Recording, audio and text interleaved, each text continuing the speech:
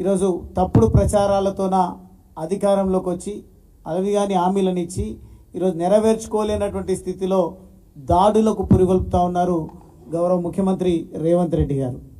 ఈరోజు స్వయంగా ఎమ్మెల్యే అభ్యర్థులు ఎమ్మెల్యేలే ఈరోజు మంత్రులే దాడులకు పురిగొల్పుతా ఉన్నారంటే ఈ రాష్ట్రంలో నెలకొని ఉన్నటువంటి పరిస్థితి అన్రెస్ట్ ఏదైతే ఉందో, మీరు ఇచ్చినటువంటి హామీలను నెరవేర్చుకోలేనటువంటి పరిస్థితుల్లో ఒక ఎన్నిక తర్వాత ఇంకొక ఎన్నిక రావడం, ఆ ఎన్నికల్లో లబ్ధి పొందే పద్ధతిలో గత ప్రభుత్వం బీఆర్ఎస్ను పదే పదే విమర్శలకు గురి చేస్తూ రాజకీయ లబ్ధి పొందే ప్రయత్నం మీరు చేస్తూ ఉన్నారు. అయినప్పటికీ ప్రజల దృష్టిని మరల్చలేకపోతా ఉన్నాం.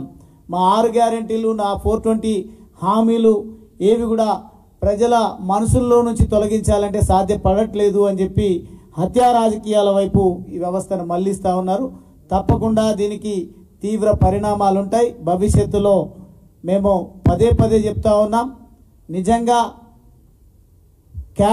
మా క్యాడర్స్ కానీ లేదంటే ప్రజలు కానీ వీళ్ళు చేస్తున్నటువంటి అరాచకాలు ఆగడాలను చూసి భరించలేక ఎక్కడైనా తిరుగుబాటు మొదలైతే దాన్ని నియంత్రించడం ఎవరి తరం కాదు అని మేము చెప్తా వస్తూ ఉన్నాం.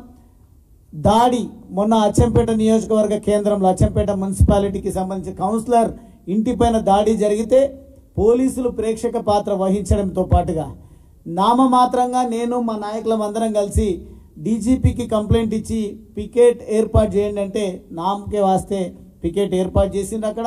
కానీ యథేచ్ఛగా దాడి చేసినటువంటి కాంగ్రెస్ గుండాలు అక్కడే తిరుగుతూ హేళన చేస్తూ ఎక్కిరిస్తూ మళ్ళీ భయప్రాంతాలకు గురి చేస్తూ పదే పదే ఇంతటితో ఆగవు ఈ ఆగడా మా దుర్మార్గాలు, మిమ్మల్ని అంతమొందించే వరకు కూడా కొనసాగిస్తామనే పద్ధతిలో మాట్లాడుతున్నప్పుడు మా ఎంపీ అభ్యర్థి ఆర్ఎస్ ప్రవీణ్ కుమార్ గారు చెప్పినట్టుగా దాడులు జరుగుతున్నప్పుడు, అటాక్ జరుగుతున్నప్పుడు సెల్ఫ్ డిఫెన్స్ కోసం ఎవరైతే ప్రయత్నం చేస్తారో దాంట్లో గాయాలైతే అయి ఉండొచ్చు. దాని ప్రకారం చట్ట ప్రకారం కేసు తీవ్రతను బట్టి ఎఫ్ఐఆర్లు నమోదు చేయండి, కేసులు బనాయించండి, పర్వాలేదు.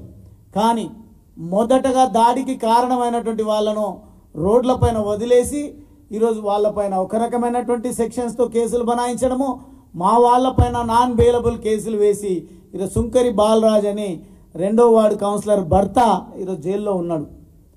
వాళ్ళపైన దాడి చేసి కావాలని రెచ్చగొట్టి వీళ్ళు కొట్టుకున్నటువంటి సందర్భంలో, నిన్న జరిగినటువంటి ఒక సంఘటనలో కాంగ్రెస్ బీఆర్ఎస్ వాళ్ళు కొట్టుకుంటున్నటువంటి సందర్భంలో మా కార్యకర్తలే పోలీస్ స్టేషన్కి వెళ్ళి ఇది జరిగింది, మమ్మల్ని కొట్టిండ్రు, మేము కూడా తప్పని పరిస్థితిలో కొట్టినామంటే అటెంప్ట్ మర్డర్ కింద కేసు బనాయించి జైలుకు పంపించారు.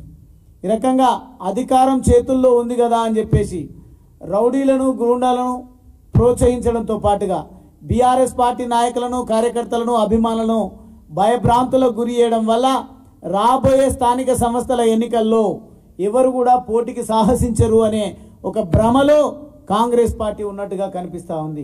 మీరే చూసిన ఉదాహరణ, ఒక పక్క గొర్రెలాగా కొంతమంది దుర్మార్గులు పార్టీలు మారి అధికార పార్టీలోకి పోతే మరో పక్క డాక్టర్ ఆర్ఎస్ ప్రవీణ్ కుమార్ అటువంటి వాళ్ళు బీఆర్ఎస్ పార్టీ నుంచి వచ్చి పోటీ చేయడం జరిగింది. అదే రకంగా రేపు స్థానిక సంస్థల ఎన్నికల్లో ఈ రాజకీయంగా పొల్యూట్ అయినటువంటి వాళ్ళు మీ బేరసారాలకు లేదంటే మీ లోపరుచుకునేటువంటి ప్రయత్నాల్లో భాగంగా కన్ఫ్యూజ్ అయ్యి మీ దగ్గరికి వస్తారేమో, కానీ యువ రక్తం బయటకు వస్తుంది. మళ్ళీ రాబోయే స్థానిక సంస్థల ఎన్నికల్లో నా నియోజకవర్గం నుంచే యంగెస్ట్ ప్రజాప్రతినిధులను చేసిన, నా నియోజకవర్గం నుంచే అత్యధిక వయసున్న వాళ్ళను కూడా నేను ప్రజాప్రతినిధులను చేసిన, ఎందుకంటే వాళ్ళకున్న కుటుంబ నేపథ్యాన్ని బట్టి. ఖచ్చితంగా తెలంగాణ యావత్తు కూడా ఏ రకంగా అయితే తెలంగాణ ఉద్యమంలో కేసీఆర్ గారి వెంట నడిచిన మేము ప్రజాప్రతినిధులుగా 10 సంవత్సరాలు ప్రజలకు సేవను అందించడం జరిగిందో, మాతో పాటు పనిచేసినటువంటి నాయకులను కార్యకర్తలను రాబోయే రోజులలో జెడ్పీటీసీలను చేస్తాం, ఎంపీటీసీలను చేస్తాం, సర్పంచ్లను చేస్తాం, వార్డు సభ్యులను చేస్తాం, అదేవిధంగా చైర్మన్లను కూడా జిల్లా పరిషత్ చైర్మన్లను చేస్తాం. ఏదైతే లోకల్ బాడీస్లో మీరు భయపెట్టడం వల్ల స్థానికంగా ఉన్నటువంటి యువకులు కార్యకర్తలు భయపడతారనే ఆలోచనతో మీరు ఇవన్నీ కూడా చేస్తున్నట్టుగా కనిపిస్తూ ఉంది.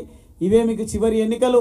ఎన్నికల ఫలితాలు వచ్చిన వెంటనే ఇప్పటికే కాంగ్రెస్ పార్టీలో లుకలుకలు మొదలైనవి, తీర్థయాత్రలు మొదలైనవి, క్యాంపులు నడుస్తూ ఉన్నాయి.